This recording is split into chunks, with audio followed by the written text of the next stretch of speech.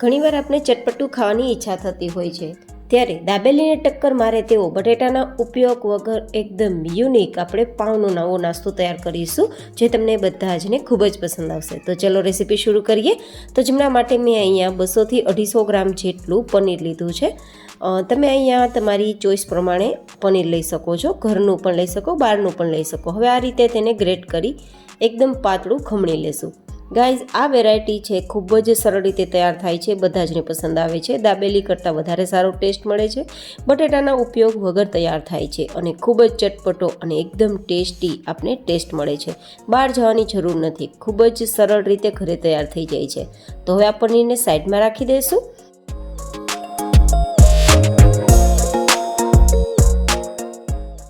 અને આપણે એક કડાઈમાં 1 ચમચી જેટલું બટર અને 2 ચમચી જેટલું તેલ ગરમ કરીશું.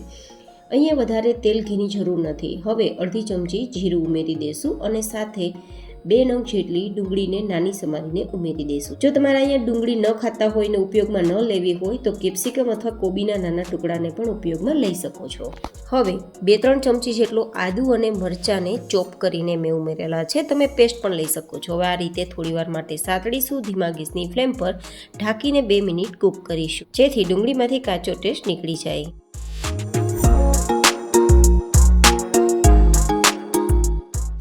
બે મિનિટ પછી ડુંગળી થોડી સતળાઈ ગઈ છે, કલર થોડો ચેન્જ થઈ ગયો છે, મતલબ કાચો ટેસ્ટ નીકળી ગયો છે. તો હવે આપણે તેમાં ટમેટાના ટુકડા ઉમેરીશું. તો લગભગ 2 નંગ જેટલા મેં ટમેટા લીધા છે, તેના નાના ટુકડા કરી અને ઉમેરી દઈશું. થોડા લીલા ધાણા ઉમેરી દઈશું અને પછી આ રીતે ચલાવી દઈશું અને ટમેટા પણ કૂક થાય ત્યાં સુધી તેને આપણે પકાવવા માટે ઢાંકીને ધીમા ગેસની ફ્લેમ પર 1-2 મિનિટ માટે છોડી દઈશું.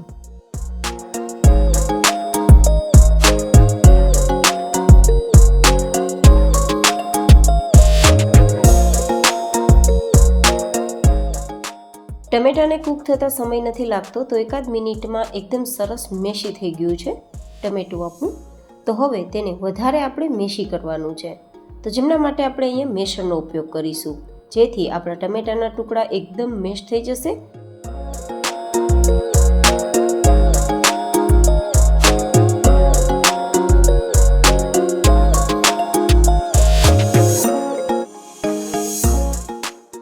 હવે સ્વાદ પ્રમાણે તેમાં મસાલા ઉમેરી દઈશું. તો અડધી નાની ચમચી જેટલું નમક, 1/4 ટીસ્પૂન જેટલો હળદર પાવડર, 1-2 નાની ચમચી જેટલું લાલ મરચું પાવડર, કશ્મીરી છે, તીખું નથી, 1 ચમચી જેટલું ધાણા જીરું પાવડર, 1 ચમચી કસૂરી મેથી. જો કે કસૂરી મેથી ના હોય તો ઓપ્શનલ છે, સ્કીપ કરી શકો છો. અને 1-2 ચમચી જેટલો ટોમેટો કેચઅપ, જે એકદમ આપણી આ વેરાયટીને સારો સ્વાદ આપશે. આ રીતે બધા જ મસાલા ઉમેરી દીધા બાદ મિક્સ કરી દેવાનું. તમારે ગરમ મસાલો ઉમેરવો હોય તો પણ તમારી ચોઈસ, તમે ઉમેરી શકો છો. મેં નથી ઉમેર્યો. હવે આપણી આ ગ્રેવીને થોડી કૂક કરવા માટે આપણે 1/4 કપ જેટલું પાણી ઉમેરીશું અને પછી આપણે એકદમ ધીમા ગેસની ફ્લેમ પર ઢાંકીને ઉપર તેલ દેખાવા લાગે ને ત્યાં સુધી કૂક કરીશું. કોઈ પણ ગ્રેવીમાં ઉપર તેલ દેખાવા લાગે ને ત્યારે સમજવાનું ગ્રેવી પાકી ગઈ છે, કાચી નથી. તો આપણે ઉપર તેલ દેખાય ત્યાં સુધી કૂક કરવાનું છે.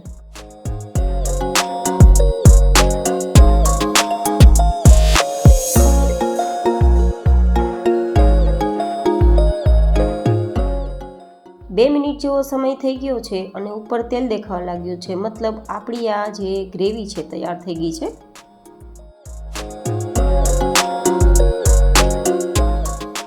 હવે આપણે ગ્રેટ કરેલું પનીર ઉમેરી દઈશું અને થોડા લીલા ધાણા ઉમેરી એકવાર ચલાવી અને 1-8 મિનિટ માટે કૂક કરીશું.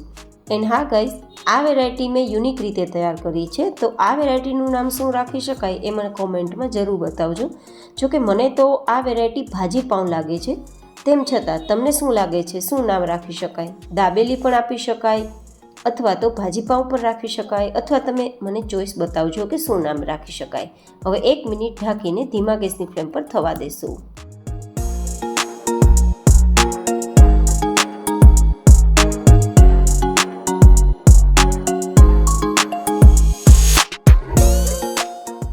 એકાદ મિનિટમાં આપણી આ વેરાયટી કૂક થઈ ગઈ છે.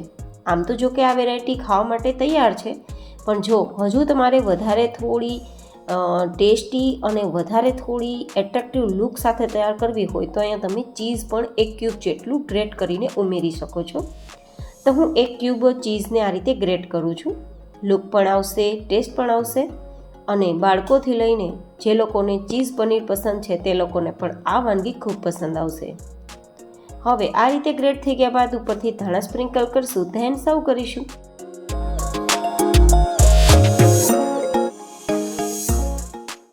તો આ આપણી વાનગી તૈયાર છે. હવે તેને ગેસ ફ્લેમથી નીચે લઈ લેશું, ગેસની ફ્લેમ બંધ કરી દઈશું અને આપણે હવે તેને ભાજીની અંદર કઈ રીતે તૈયાર કરીશું તે પણ આગળ જોઈશું, કારણ કે સર્વિંગ પ્રોસેસ થોડી અલગ રહેશે તો વધારે સારો ટેસ્ટ આવશે.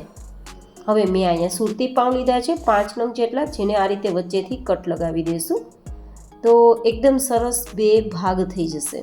તમે કોઈ પણ પાઉં જે તમને અવેલેબલ હોય તે લઈ શકો છો. દાબેલીમાં, વડાપાઉંમાં જે પાઉં આપણે યુઝ કરીએ તે પણ તમે લઈ શકો છો.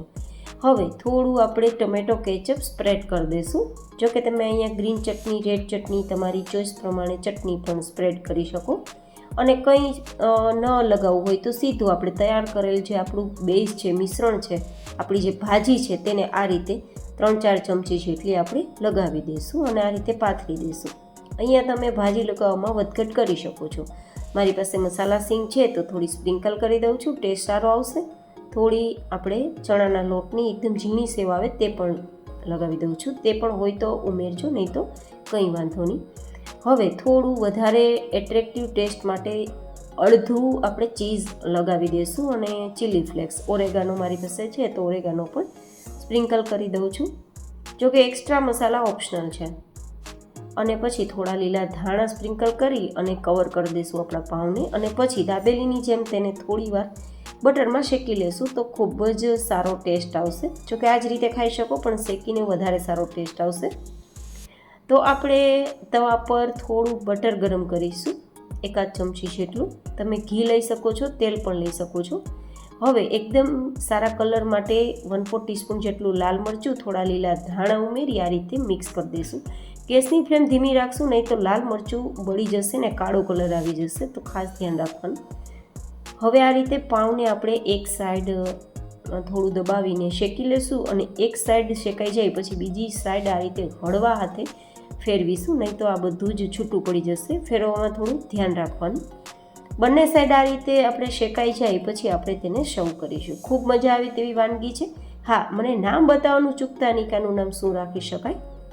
હવે આપણે તેને સર્વ કરી લઈએ અને સર્વ કરતી વખતે પણ જો થોડું ઈચ્છા હોય તો ગાર્નિશિંગ કરી શકાય અને આ જ રીતે પણ સર્વ કરી શકાય. તો હું થોડું ગાર્નિશિંગમાં સેવનો યુઝ કરું છું, મસાલા સિંગનો યુઝ કરું છું અને થોડા લીલા ધાણા અને ચીલી ફ્લેક્સ, જો કે ઓપ્શનલ છે. તો કેવી લાગી તમને મારી આજની આ નવી વાનગી? જરૂરથી ફીડબેક શેર કરજો. ફરી મળીશું એક નવી જ હેલ્ધી રેસિપી સાથે. ત્યાં સુધી stay healthy and stay happy.